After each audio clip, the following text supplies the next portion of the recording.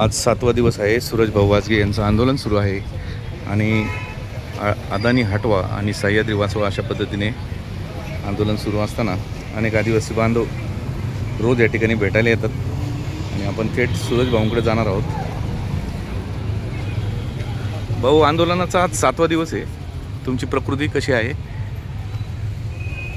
बरी आहे सध्या. सलाईन सुरू आहे.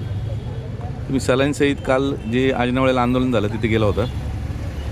जाणं गरजेचं होतं. हां हां. कारण त्या बैठकीतून काही आवडत येत नव्हता. काहीतरी निर्णय झाला पाहिजे.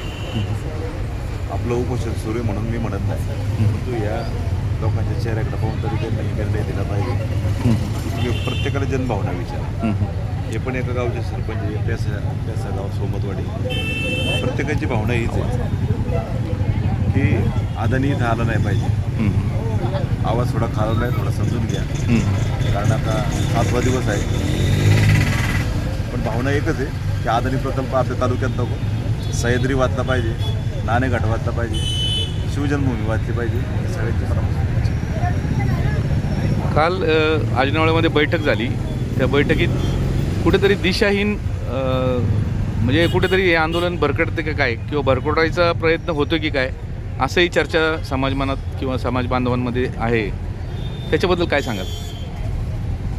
असं सगळं पाहिल्यावर ज्यावेळेस मी ते सगळं लाईव्ह पाहत होतो आणि असं कुठंतरी वाटतं की चित्र की कुठं हे स्पष्टता येत नाही, कुठेतरी आउटपुट येत नाही. हे आंदोलन भरकटायला नको म्हणून मी त्या ठिकाणी गेलो. खरं तर 6वा दिवस होता काल उपोषणाचा. प्रकृती पण बरी नव्हती, पण तरी पण जाणं गरजेचं होतं. शेवटी आपण काही ना काही तिथे जाऊन निर्णय घेणं. मी त्या ठिकाणी स्पष्ट सांगितलं की जोपर्यंत स्पष्ट आदेश आम्हाला येत नाही किंवा लेखी आदेश येत नाही तोपर्यंत आम्ही त्या उपोषणाला ठाम आहे. आमदार साहेबांनी पण सांगितलं की 1 ते 2 दिवसांमध्ये मी हा प्रयत्न करतो. विद्यमान आमदार खासदारांवर घसरले किंवा खासदार जिवंत आहेत का, असा देखील त्यांनी प्रश्न केला. काय वाटतं याबाबत? आमदारांनी असं बोलायला पाहिजे होतं का? नाही, खरं तर अशा पद्धतीने नाही बोललं पाहिजे. त्यांनी ठीक आहे, जो तो त्याच्या पद्धतीने काम करत असतो. शरदांची एक काम करण्याची पद्धत वेगळी, खासदार साहेबांची एक काम करण्याची पद्धत वेगळी. पण असं जिवंत आहे काय असं अशा पद्धतीने, म्हणजे मी तर फार छोटा घटक आहे, मी असं सांगितलं नाही पाहिजे. शेवटी तर दोन्ही लोकप्रतिनिधी आहेत, परंतु अशा पद्धतीने नाही वक्तव्य केलं पाहिजे. उद्या जिल्हाधिकाऱ्यांबरोबर बैठक आहे. खासदारांशी मी बोललो काल.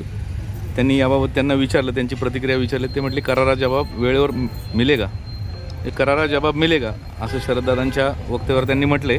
परंतु उद्या बैठक आहे जिल्हाधिकारी कार्यालयात. तुम्ही स्वतः जाणार आहात का किंवा काय? जर तसं काय आदेश जर आपला जे आपलं म्हणणं आहे ते जर रद्द झालं, जनसुनावणी जर रद्द झाली तर जाईल. पण आणि जर ते सांगत असेल की ते आल्यावरच ते सगळं रद्द होणार असेल किंवा तिथं आल्यावरच आपला आदेश प्राप्त होणार असेल तर ते नक्कीच जाईल. माजी आमदार अतुल बेनके यांनी असं म्हटलं एक समाज माध्यमांबरोबर बोलताना की जिल्हाधिकाऱ्यांनी 21 तारखेला जी जनसुनावणी होणार आहे ती स्थगित करण्याचा निर्णय घेतला आहे किंवा घेणार आहेत. याबाबत नक्की आमदार आणि स्थानिक म्हणजे विद्यमान आमदार आणि माजी आमदार यांच्यामध्ये समन्वय नाही किंवा काय होते? सगळं कन्फ्युजन आहे. एकमेकावर आरोप करतात. तो प्रश्न राहिला आहे बाजूला. जे करायचं मला असं वाटतं एकत्र येऊन केलं पाहिजे. फक्त आरोप प्रत्यारोप. शरदादा एकीकडे म्हणतात ते की अतुल शेठच्या काळात 2023ला काही मंजुरी आली, त्या संदर्भात काही पत्र पण त्यांनी व्हॉट्सअपला काहीतरी फिरतात. पण ठीक आहे, समजा त्यांच्या काळात जर मंजुरी आली असेल किंवा त्यांच्या काळात जर पाप जर त्यांच्या काळात झाला असेल तर मला असं वाटतं पाप धुवायची संधी शरदानं आणली. पण एकमेकावर फक्त आता आरोप करण्यापेक्षा कुणाच्या काळात झाला, आता अतुल शेट्टी काळ सांगितलं की उद्धव साहेबांच्या काळात झालं. जे उद्धव साहेब मुख्यमंत्री होते त्यांनी उद्धव साहेबांवर थेट आरोप केला. मला असं वाटतं चॅनलच्या माध्यमातून ते मी पाहिलं आणि इथं पण त्याविषयी ते बोलले. आता ठीक आहे, आता ही वेळ काय कुणावर आरोप करण्याची नाही. उद्धव साहेब जर निष्कलंक आणि सुसंस्कृत मुख्यमंत्री होते हे सगळ्यांना माहिती आहे. आणि माहिती आहे त्या माणसाकडं असं कसं होईल ही अपेक्षा करतो. मी पण ऐकल्यानंतर मी पण शॉकिंगमध्ये. पण या सगळ्या गोष्टीचा आम्ही उहापोह करणारे, सगळ्या गोष्टीचा खोल जाऊन तपास करणारे, नेमकं कोणाच्या हातून हे पाप कोणाच्या हातून घडलं. महाराष्ट्रात त्यावेळेस नेमकं कोण त्या ठिकाणी काम करत होतं आणि जुन्नर तालुक्यात नेमकं त्यावेळेस मला असं वाटतं त्यावेळेस आतुशीचं काम करत होते, आतुशीचे आमदार होते. परंतु असं वाटतं की नका चला एकमेकावर आता नका आरोप करू, झालं तर झालं. मी म्हणतो त्यांच्याकडून चूक झाली किंवा यांच्याकडून चूक झाली. सह्याद्रीच्या या रांगेमध्ये अदानींचे अशा प्रकारे 11 ते 12 प्रोजेक्ट आणि महाराष्ट्रात 58 प्रोजेक्ट होणार आहेत असंही समजते.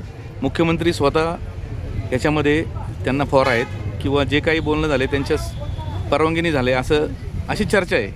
नेमकं ही मनापासूनची कळकळीची सगळ्यांना विनंती आहे. खरं तर ही लढाई फक्त आपल्या जुन्नर तालुक्याची असं पण नाही. आपण लढतोय आपल्या आदिवासी बांधवांसाठी, सह्याद्रीसाठी. खरं तरी महाराष्ट्राची लढाई झाली पाहिजे. याच्यात उद्धव साहेब आले पाहिजे, राजसाहेब आले पाहिजे, जे अन्य सगळे नेते सगळ्यांनीच ज्यांना महाराष्ट्राबद्दल अभिमान आहे, स्वाभिमान आहे, सगळे उतरले पाहिजे. माझं तर म्हणणे सगळ्या पक्षाचे आले पाहिजे. कारण जर ज्या सह्याद्रीचं रक्षण आजपर्यंत छत्रपतींनी केलं, मावळ्यांनी केलं, अनेक जणांचं त्या ठिकाणी बलिदान झाले, शहीद झाले, रक्त सांडले, त्या सह्याद्रीला तुम्ही फोडायला जर आदरणीय येत असेल, मला असं वाटतं ह्या आपल्या महाराष्ट्रावर अनेक परकीय आक्रमणं झाली, पण जे अब्दालीला जमलं नाही ते आदरणीय करून टाकलं.